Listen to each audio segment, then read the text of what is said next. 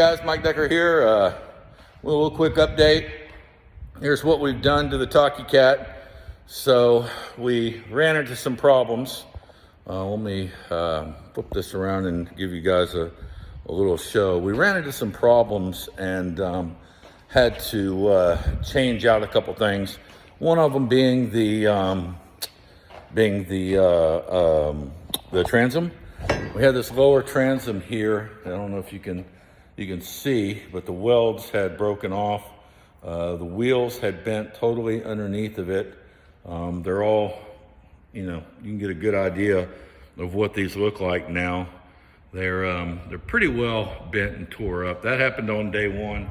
If you notice, there's a couple changes now. Takacat offers an HD transom upgrade. They've realized that anyone running a 20 to 25 horsepower motor requires this HD transom. It wasn't available when I bought the boat. I guess this is something that they've come to realize, that people like me putting the max on a 114-pound boat, realizing that their transoms weren't strong enough. So now you can actually see that these transoms are square tubing, got nice bends in them. They're really strong. You got better welds down here by the wheels. You actually got 3 welds compared to, I think the other one has one-sided welds that we're holding these on. It might have been 2 top and bottom on the other one, but this one actually has 3 now because they moved to a square tubing. Additionally, this tubing, I don't know what the thickness is, but it feels a whole lot thicker than what the previous was. Another thing, if you look at the transom plate,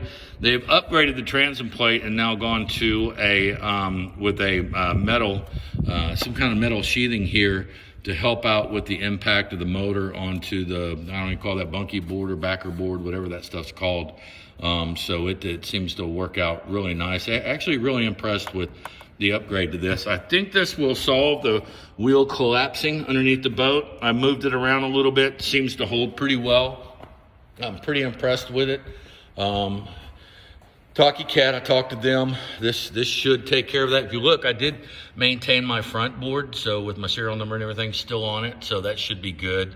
So if you take a look at overall the 25, I talked to Takacat about this and what they expect, and they expect this boat to average around 35 to 38 with a 25 on it. This is the max horsepower, so you typically don't want to exceed the max. Recommended is 15 to 20. Of course, I went with the biggest because that's what I do. I got to push it and see how fast I can get it going. But so that's the upgrade, and it's installed now, and so we should be good to go to put another test ride on this. I think we've got another 4-hour break-in at a quarter speed. No, I take that back. We finished the 3-hour quarter speed. We did the 15. We did the 1 hour idle speed. So now we've got the half throttle, which I think when I was at a quarter, I think I was at around close to 15 to 18 miles an hour. So I'm interested to see how fast we can actually get this little 114-pound boat going. So you'll notice what I did. Another thing I did is I made a homemade battery holder right here, so I can run my battery cables in here for the electric start. I can run them and connect them in here and cover that up so the battery doesn't get wet. Another thing is you can see the difference between the old backer board and the new backer board. You can actually see the indentions that it made on the board itself, which if you look at the two, same board. I got a little backup here now. But that one looks like it may prevent from creating indentions. Just so you know, since this is a portable boat, I will not be bolting that motor in, and I'll be making sure that it's hand tight, and pray to God it doesn't fall off. Actually, it really shouldn't if you get it nice and hand tight and get that connection really tight in there. So that's it for today. If you want to know more information, just ping me and I'll get back to you. And any questions that you have about running this size of motor on a small boat and it being stable, whether it's coming up out of the air or whatever it's doing, you can ping me and I'll fill you guys in on how the performance is, and then more videos to come when we get this thing up to half speed and full speed.